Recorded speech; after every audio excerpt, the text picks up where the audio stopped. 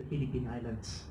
Due to a serious shortage of rice and the consequent inflation of prices as a result of manipulation resorted to by those in control of the limited stock.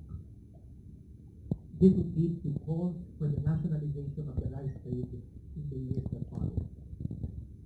Now, in Malaysia, Leonard and Barbara Andaya noted That the most profitable aspect of the domestic rice industry was in the milling, procurement, distribution, and sale of rice, okay, which were in the hands of the Chinese entrepreneurs rather than the Malay producers. So identical to the Philippines.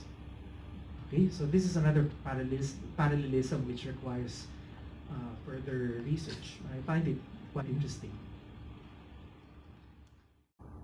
Marshall McLennan observed in the Central Luzon Plain, Land and Society on the Inland Frontier, that the practices of landlords in the Philippines had all the earmarks of rent capitalism, which defined an elaboration of mechanisms that placed the peasant cultivator in debt to the gentry class.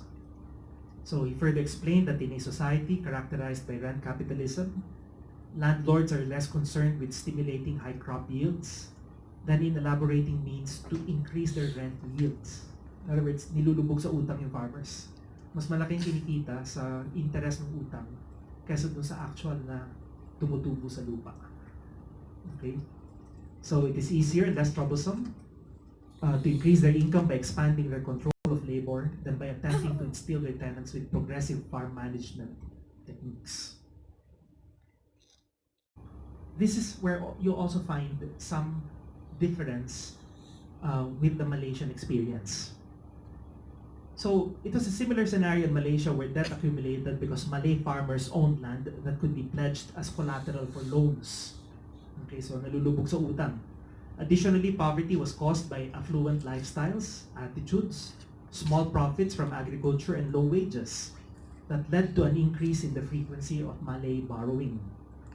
With focus on rice farmers in Perak and Kedah, Umadevi Subiya and Sivachandra Lingam Sundararaja assessed credit practices and observed the following. Rice cultivation had been a mainstay of Malay economic activity over the centuries. Rice cultivation continued through the British era, during which period the Malays still employed traditional methods of rice cultivation. Pero wala silang ginagawa. There were no policies to help us improve. Well, except for basically deregulating trade, which expanded the market in the early 19th century. But as far as improving techniques of agriculture, etc., wala masyado. Like I said, even the Americans admitted that. In hindsight, they actually regretted it. Okay, so by 1946, they were saying if there was something we could have done better, we could have probably helped the rice farmers more. We could have introduced new techniques.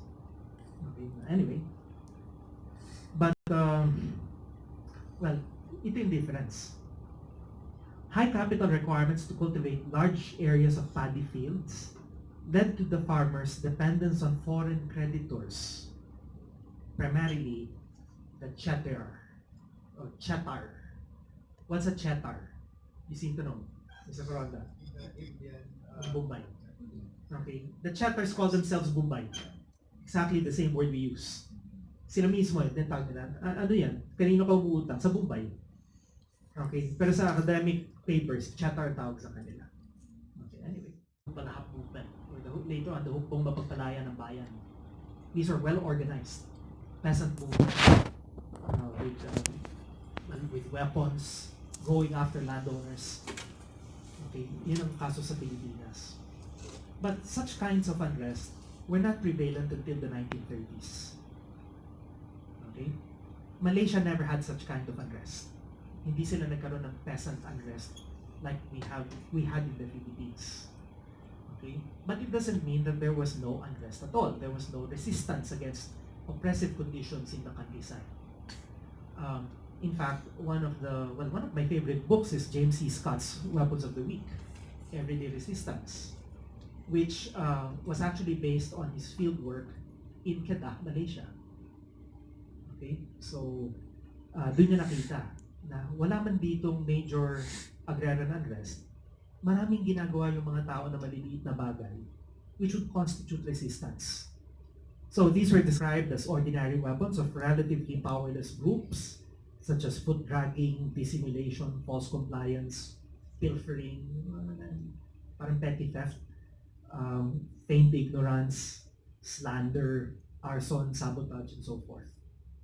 So these are weapons of the weak, what Greg Bankoff would also call as non-confrontational forms of dissent.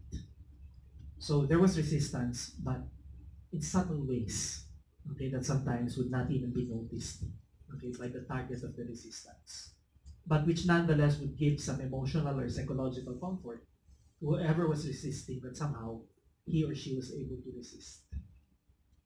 Nakakalungkot din, di ba? Yung magsalita ka sa likod niya, di ba? Backstabbing, for example. Bigyan mo ng katawa-tawang nickname pag yung kayo-kayo lang ang nag-uusap. That was enough for us to feel that we had somehow succeeded. At paano panalo? Kasi hindi siya nakalaban. Okay. Although, as we all know, I mean, in real world terms, while it may provide emotional and psychological comfort, it doesn't really succeed. Weapons of the weak don't really bring about change.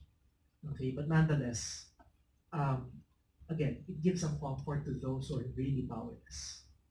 And it's a phenomenon that you would find not only in the Philippines and Malaysia. Okay, you'll find it in any country where there's a large gap between the powerful and the powerless. For Latin America, Africa, we're all the same. Okay, so it's not necessarily racial nor is it a Malay feature. It's universal among peasants. Okay, and today it could still be happening. Okay, there are people around you who may be resisting you without you knowing. You could be the oppressors without knowing it. Okay, so but that's just the nature of the weapons of the weak.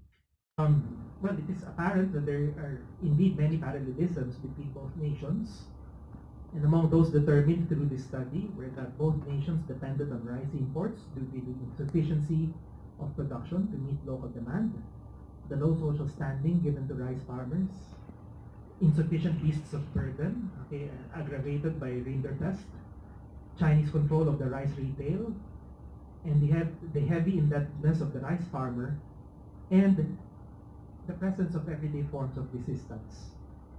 These experiences clearly illustrate that despite the distance and differences between our countries, we share a very similar past. Okay? A further comparative investigation can be done on rice varieties planted. So it's all the pattern.